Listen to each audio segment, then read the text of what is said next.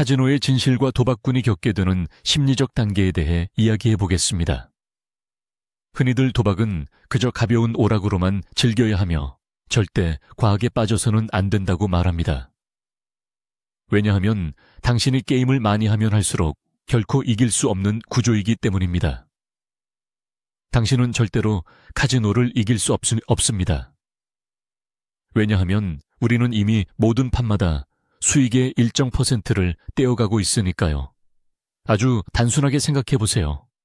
어떤 게임이 수수료를 가장 적게 뗄까요? 부의 인문학 연구소 채널에 오신 것을 환영합니다. 더 깊이 들어가기 전에 돈에 대한 더 많은 진실을 알고 빠르게 재정적 자유를 얻고 싶다면 채널을 구독해 주시기 바랍니다. 사실 그나마 확률이 좋다는 바카라조차도 매 판마다 약 5%의 수수료를 떼어갑니다. 만약 당신이 나십 번의 게임을 해서 이기지도 않고 지지도 않고 딱 본전만 했다고 쳐도 수수료 때문에 결국 당신의 돈은 줄어들게 됩니다. 판돈을 크게 거는 사람일수록 잃는 돈도 기하급수적으로 늘어나는 셈이죠. 저라면 절대로 도박에 돈을 태우는 짓은 하지 않을 겁니다. 방금 제가 말씀드린 내용은 마카오의 도박왕이라 불리는 스탠리 호 하홍산 회장의 말입니다. 그는 억만장자 기업가이자 마카오의 19개의 카지노를 소유한 SJM 홀딩스의 창립자이자 회장이었죠.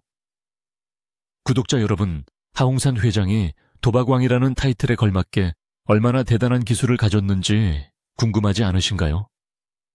그 질문에 대한 답이자 그의 인생 철학은 바로 이것입니다. 도박을 하지 않는 것이 곧 이기는 것이다. 하홍산 회장은 도박에 대해 명확한 관점을 가지고 있었는데 게임을 안 하는 것 자체가 잃지 않는 것이라는 논리였죠. 그는 본인 스스로 도박을 하지 않았을 뿐만 아니라 가족들이 도박에 손을 대는 것도 철저히 금지했습니다. 그는 도박의 법칙을 너무나 잘 알고 있었습니다. 10번 걸면 9번은 진다는 것을 말이죠. 한 TV 인터뷰에서 그는 아주 솔직하게 이렇게 말했습니다. 나는 항상 사람들에게 진심으로 조언합니다. 도박은 그저 재미로만 하세요. 절대 많이 하지 마세요. 많이 한다고 해서 당신이 이길 거라는 보장은 없지만 카지노는 무조건 수수료를 챙겨가니까요. 제가 아무리 말해도 사람들은 듣지 않더군요. 40번을 비겨도 당신은 돈을 잃는 겁니다. 그는 아무리 돈이 많은 부자라도 카지노 시스템을 이길 수는 없다는 것을 인정했습니다. 도박 산업에는 잘 알려지지 않은 비밀이 하나 있습니다. 카지노는 손님이 돈을 따가는 것을 두려워하지 않습니다. 그들이 두려워하는 건 손님이 더 이상 오지 않는 것뿐입니다. 카지노는 알고 있습니다. 손님이 계속해서 게임을 하기만 한다면 결국엔 빈털터리가 될 거라는 사실을요. 그렇다면 사람들은 도대체 왜 계속해서 게임을 하는 걸까요? 정신이 나가서일까요? 아니면 약에 취해서? 도박에 빠지는 건 인간의 본능적인 약점 때문입니다. 특히 우리 동양 문화권에서는 더 심하게 나타나기도 하죠. 사회 3대 악이라고 불리는 도박, 성매매, 마약 중에서 가정을 가장 처참하게 파괴하는 것은 바로 도박입니다. 마약 중독도 끔찍하지만 억만장자가 마약을 한다고 해서 그 많은 재산을 다 탕진하기는 쉽지 않습니다. 하지만 도박의 소용돌이에 한번 빠지게 되면 수백억, 수천억 자산가라 해도 빚더미에 앉는 건 순식간입니다. 온라인 도박이든 오프라인 카지노든 그 파괴력은 똑같이 강력하다는 것을 명심해야 합니다. 어떤 사람들은 돈을 다 잃으면 그냥 집으로 돌아갑니다. 이 정도면 그나마 절제력이 남아있는 경우죠. 하지만 돈을 잃고 나서 또 돈을 가져와서 하고 심지어 돈을 빌려서까지 하는 경우는 우리 주변에서 너무나 흔하게 볼 수 있습니다. 도대체 왜 이런 일이 벌어지는 걸까요? 실제로 있었던 몇 가지 사례를 통해 여러분과 함께 깊이 생각해보는 시간을 갖고자 합니다. 첫 번째 사례는 도박 때문에 누구보다 고통받았던 이민수 씨의 이야기입니다. 그는 주변 사람들의 신뢰를 완전히 잃어버렸습니다. 민수 씨는 자신이 이런 상황에 처하게 될 줄은 꿈에도 몰랐죠. 2011년 민수 씨는 처음으로 축구 베팅에 손을 대기 시작했습니다. 처음에는 1,000만 원 정도를 걸었는데 정말 운 좋게도 8천만 원이라는 큰 돈을 따게 되었습니다. 도박하는 사람들에게 가장 무서운 점은 바로 돈의 가치에 대한 감각이 사라지고 노동의 가치를 부정하게 된다는 것입니다. 불과 3개월도 안 돼서 민수 씨는 원금 2억 원 정도로 10억 원이 넘는 돈을 벌어들였습니다. 1년 내내 뼈 빠지게 일해도 1억 원 모으기가 하늘의 별 따기인데 이렇게 짧은 시간에 엄청난 돈을 손에 쥐게 된 거죠. 결국 민수 씨는 다니던 대형 건설사를 그만두고 전업으로 베팅에만 몰두하기로 결심합니다. 그리고 이것이 바로 그가 파산으로 가는 급행열차를 타게 된 시작점이었습니다. 돈을 잃기 시작하자 세워뒀던 모든 계획과 손절매 원칙은 머릿속에서 사라졌습니다. 오직 본전을 찾아야겠다는 생각뿐이었죠. 하지만 그것은 도박 중독자의 슬픈 착각일 뿐이었습니다. 10억을 딴지 3개월 만에 민수 씨는 결국 빈털터리가 되고 말았습니다. 이때부터 민수 씨는 세상 모든 일에 흥미를 잃었습니다. 다시 취업을 하려는 의지조차 생기지 않았죠. 여러 회사에서 스카우트 제의가 왔지만 그는 일할 마음이 전혀 없었습니다. 생활비가 떨어져 밥 먹을 돈조차 없어지는 상황이 왔는데도 말이죠. 가장 무서운 건 그가 노동의 신성함을 완전히 잊어버렸다는 점입니다. 그는 총 30억 원 넘게 잃었는데 그중 20억 원은 부모님 돈과 은행 대출금이었습니다. 엄청난 빚과 돈을 찾아야겠다는 집착은 그를 미치게 만들었고 스스로를 파괴하기 시작했습니다.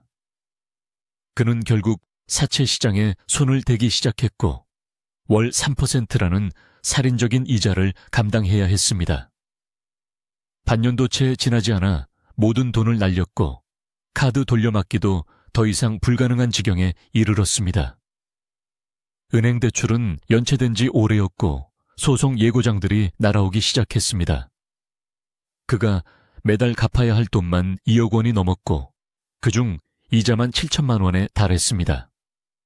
만약 그때라도 가족에게 털어놓고 친구들에게 도움을 청해서 도박을 끊으려 했다면 기회는 있었을지도 모릅니다.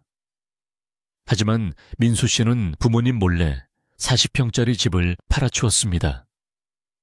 빚을 다 갚고 나니 수중에 남은 돈은 고작 2억 원뿐이었습니다. 그는 호텔에 한 달 동안 숨어 지내며 모든 연락을 끊고 다시 도박에 매달렸습니다. 머릿속에는 오직 하나, 최소한 20억은 따서 작은 집이라도 하나 사고 인생을 다시 시작해야겠다는 생각뿐이었죠. 한 달이 지났을 때 그의 수중에는 이제 1,000만 원밖에 남지 않았습니다. 더 이상 부모님을 볼 면목이 없었던 그는 극단적인 선택을 계획하게 됩니다. 유서를 쓰고 남은 1,000만 원을 어머니 계좌로 이체했습니다. 그리고 호텔 옥상으로 올라가 운명과 마주하려 했죠. 도박할 때는 아무것도 두렵지 않았는데 막상 죽으려니 너무나 무서워서 그는 자신을 경멸했습니다. 술의 힘을 빌려 뛰어내리려던 그 밤, 부모님이 호텔 예약 기록을 추적해 그를 찾아냈습니다. 집으로 돌아온 민수 씨는 2달 동안 침대에 누워 아무것도 하지 않았습니다. 가족들도 그를 비난하지 않았죠. 그렇게 1년이 지났을 때 그가 팔았던 집값은 30억 원 넘게 올랐습니다. 평생을 고생해 아들을 위해 집을 마련해 주셨던 부모님은 아들의 도박 때문에 노후 자금을 다 날리게 된 겁니다. 불과 2, 3년 만에 부유했던 한 가정이 이렇게 처참하게 무너져 내렸습니다. 민수 씨는 결국 도박을 끊고 새 삶을 살기로 결심했지만 오랫동안 망가진 경제관념 때문에 다시 시작하기가 너무 힘들었습니다. 시골 고향집에서 부모님과 함께 살며 월급 100만 원도 안 되는 일을 시작했습니다. 화려했던 과거와 비교되는 비참한 현실, 그리고 주변 친구들과의 격차 때문에 그는 차라리 죽는 게 낫겠다는 생각을 수없이 했습니다. 당시 30살이었던 그는 집도 없고 차도 낡은 것 하나뿐인 빈털터리였고 14년간 지켜온 결혼 생활도 도박 때문에 끝장이 났습니다. 직장도 없이 매일 도박만 하고 자살만 생각하던 어느 날 아버지가 방으로 들어와 말씀하셨습니다. 아들아, 다시 도시로 가서 처음부터 시작해 보거라. 작은 일이라도 찾아서 하다 보면 점점 좋아질 거다. 우리가 널 끝까지 응원할 테니 과거는 잊어라. 엄마랑 상의해서 연금이랑 집세 모은 돈으로 작은 아파트 하나 마련해 주마. 민수 씨는 눈물을 흘리며 진짜로 다시 시작하기로 마음먹었습니다. 그는 돈이 수중에 있으면 다시 도박에 손댈 것을 알았기에 월급을 받으면 즉시 어머니에게 보내고 하루 용돈 3만 원만 받아서 생활했습니다. 신용카드도 전부 없애버렸습니다. 현재 민수 씨는 도박을 끊은 지 14개월이 되었습니다. 비록 모은 돈으로는 축구 경기 티켓 한 장 사기도 벅차고 대도시의 화장실만 한 작은 방 한 칸 겨우 구할 수준이지만 말이죠. 하지만 이제 그는 부모님과 편안하게 대화할 수 있고 작은 선물도 사드릴 수 있게 되었습니다. 거울 속의 자신을 당당하게 바라볼 수 있게 된 것이죠. 남은 인생 동안 그가 저지른 실수를 조금씩 갚아나갈 수 있기를 바랍니다. 더 깊은 이야기를 나누기 전에 돈에 대한 진실과 경제적 자유를 위한 정보를 계속 받아보시려면 채널 구독을 부탁드립니다. 두 번째 이야기는 제 형의 경험담입니다. 형은 마카오로 이주해 오랫동안 카지노에서 일했습니다. 형은 도박이 인생을 망친다는 걸 알면서도 왜 사람들이 불나방처럼 뛰어드는지에 대해 누구보다 잘 알고 있습니다. 그것은 바로 인간의 본성, 즉 탐욕 때문입니다. 직장인은 더 많은 월급을 원하고 연인들은 더 많은 사랑을 원하며 성공한 사람들은 더 완벽해지기를 원합니다. 평범한 삶에 만족하는 사람조차도 실패 없는 삶을 꿈꾸죠. 사실 누구나 마음속에 욕심 하나쯤은 품고 사는 겁니다. 형이 만난 수많은 도박꾼들은 일반인은 상상도 못할 재산을 가진 사람들이었습니다. 그들이 하룻밤에 날리는 돈은 평범한 사람의 평생 저축액과 맞먹습니다. 어떤 사장님들은 직원들 월급은 몇 달씩 밀려 있으면서 도박판에는 현금을 싸들고 옵니다. 카지노의 진짜 고객은 소액으로 즐기는 개미들이 아니라 먹이사슬의 꼭대기에 있는 포식자들입니다. 형이 들려준 몇 가지 유형의 고객 이야기를 통해 그들의 본질을 들여다보겠습니다. 첫째, 스리를 즐기는 모험가 유형입니다. 형이 만난 30살의 젊은 재벌 2세가 있었습니다. 그는 매달 한 번씩 마카오에 오는데 올 때마다 5억에서 10억 정도를 가져옵니다. 처음에는 한 판에 1억 원씩 겁니다. 이기면 같은 금액을 걸고 흐름이 좋다 싶으면 바로 3억을 태웁니다. 돈이 얼마 남지 않으면 남은 돈을 전부 올인합니다. 게임 시간은 보통 20분을 넘기지 않습니다. 10억에서 15억을 따거나 아니면 전부 잃거나 둘 중 하나죠. 이 친구에게 도박은 돈이 아니라 자극을 위한 수단입니다. 얼마를 땄는지는 중요하지 않습니다. 심장이 터질 것 같은 긴장감, 그리고 마침내 이겼을 때의 그 짜릿한 쾌감이 목적인 거죠. 이기는 순간 세상이 내 편인 것 같고 신에게 선택받은 것 같은 기분을 느끼는 겁니다. 미래는 아무도 모르지만 도박에서 이기는 순간만큼은 마치 내가 미래를 지배하는 듯한 착각에 빠지게 됩니다. 하지만 카지노는 이런 손님을 전혀 무서워하지 않습니다. 100번을 이겨도 딱 한 번만 제대로 미끄러지면 원금의 수익까지 전부 토해내게 되니까요. 사업에서는 성공했을지 몰라도 카지노에서 그는 결국 패배자일 뿐입니다. 둘째, 의존형 도박꾼입니다. 50대 정도의 지방사업가 이야기입니다. 그는 올 때마다 7억 정도를 가져옵니다. 한 판에 몇천만 원씩만 걸고 따면 그 딴 돈으로 다시 베팅하는 아주 신중한 전략을 씁니다. 차분하게 게임을 운영해서 한 번 올 때마다 1억에서 3억 정도를 따갑니다.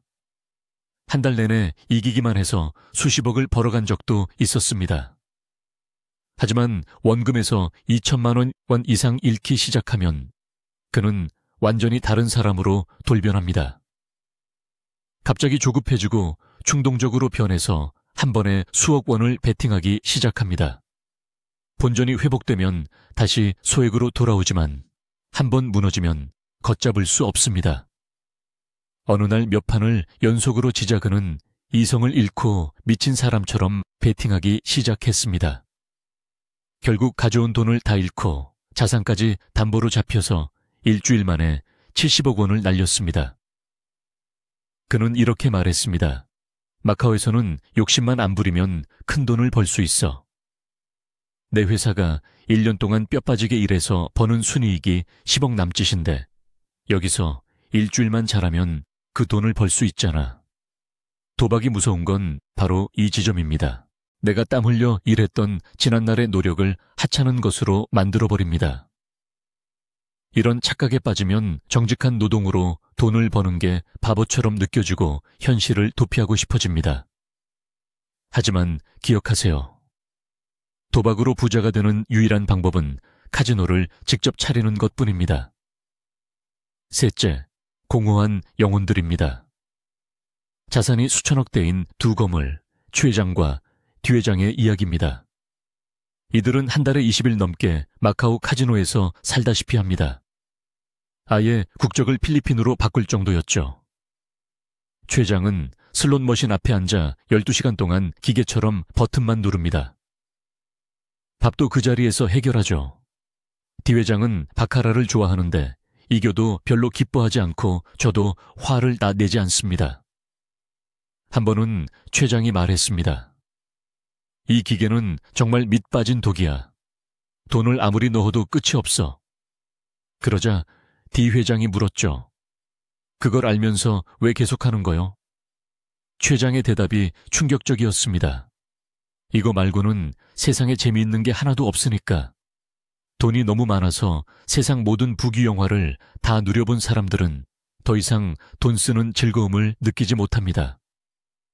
기부요? 내 돈 내가 벌었는데 왜 남을 주냐고 생각합니다. 그들에게 남은 유일한 자극은 도박뿐인 겁니다. 하지만 그 화려한 베팅 뒤에는 텅 비어버린 영혼만이 남아있을 뿐입니다. 결국 최 회장은 수백억 빚을 졌고 뒤 회장은 여전히 도박의 늪에서 허우적대고 있습니다. 이 모든 이야기는 인간의 본성과 도박이 어떻게 맞물리는지를 보여줍니다. 그렇다면 카지노는 어떻게 사람들을 붙잡아 둘까요? 마카오에 가보신 분들은 아시겠지만 카지노의 멤버십 혜택은 정말 달콤합니다.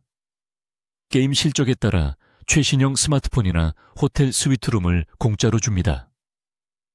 VIP 룸에는 전담 매니저가 붙어서 호텔 식사, 리무진까지 모든 걸 알아서 모십니다.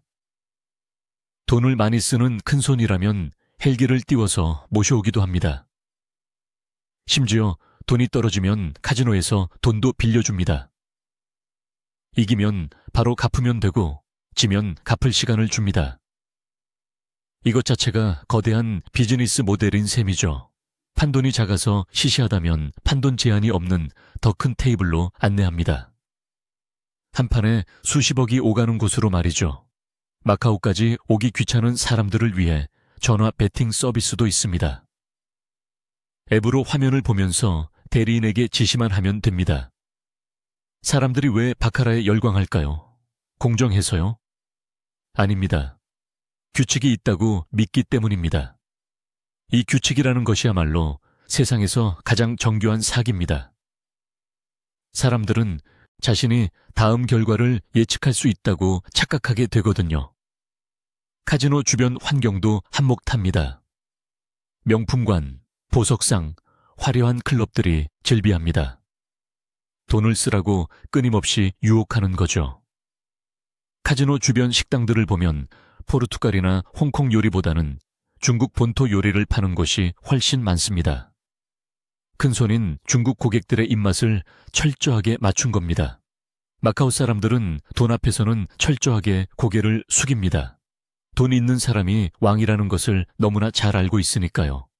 마카오는 돈이 최고다라는 인간의 욕망을 가장 적나라하게 보여주는 도시입니다. 제 형은 카지노 업계에서 일했지만 여러분에게 진심으로 조언합니다. 제발 도박 근처에는 가지도 마십시오. 도박은 당신이 깨닫기도 전에 당신을 죽음으로 몰고 갈 수 있는 독약과 같습니다. 사람들은 왜 꼭 빈털터리가 되어야만 자리를 털고 일어날까요? 심지어 빚까지 내면서요. 아직 본전을 찾을 기회가 있다고 믿기 때문입니다. 대부분의 도박꾼은 자신이 졌다는 사실을 인정하기 싫어합니다. 우리는 왜 평범했던 친구나 가족이 도박 괴물이 되어가는지 이해하지 못합니다. 진짜 도박 중독자는 태어날 때부터 정해진 게 아닙니다. 그들도 우리와 똑같은 평범한 사람이었습니다. 우연한 기회, 작은 탐욕이 그들을 심연으로 끌고 간 것이죠. 불법 사설 도박장은 사실 도박장이 아니라 사기 집단입니다.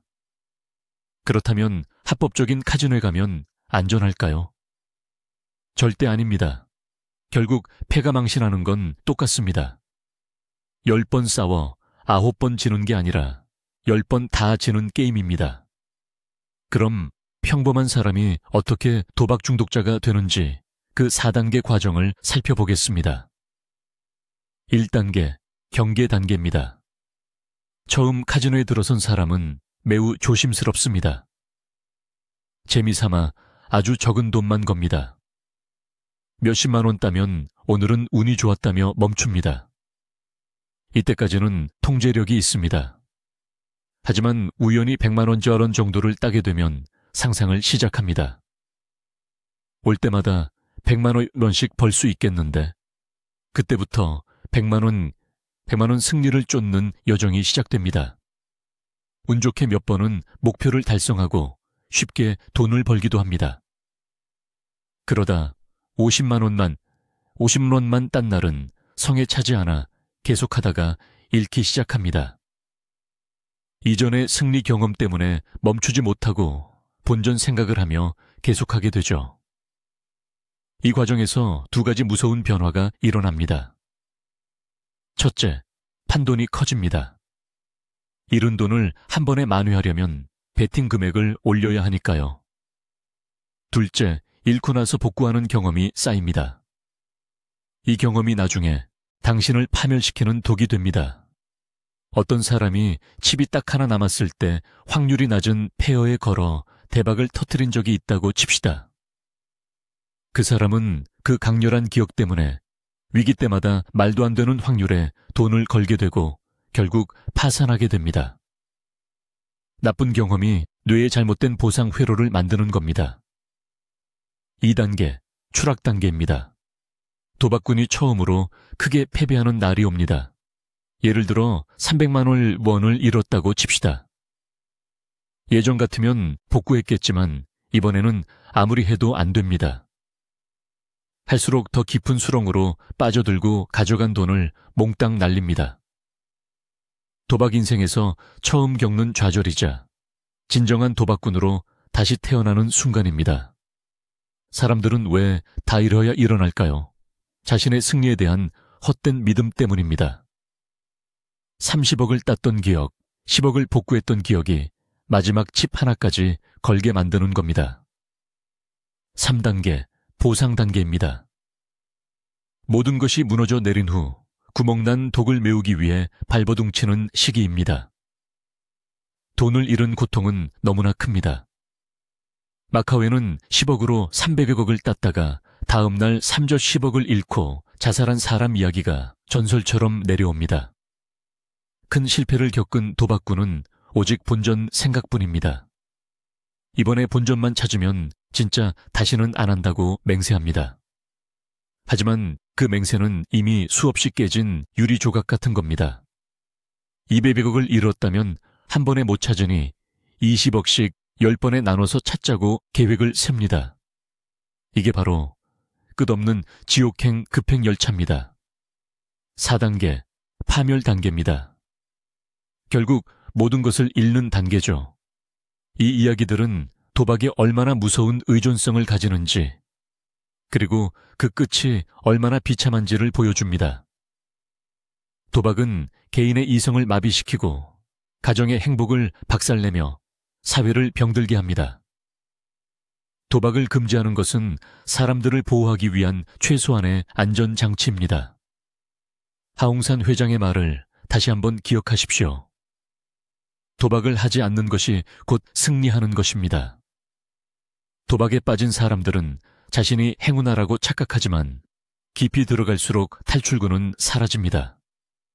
부디 여러분은 도박이라는 악마의 유혹에 빠지지 말고 지금 누리고 있는 소소하고 행복한 일상을 소중히 여기시길 바랍니다.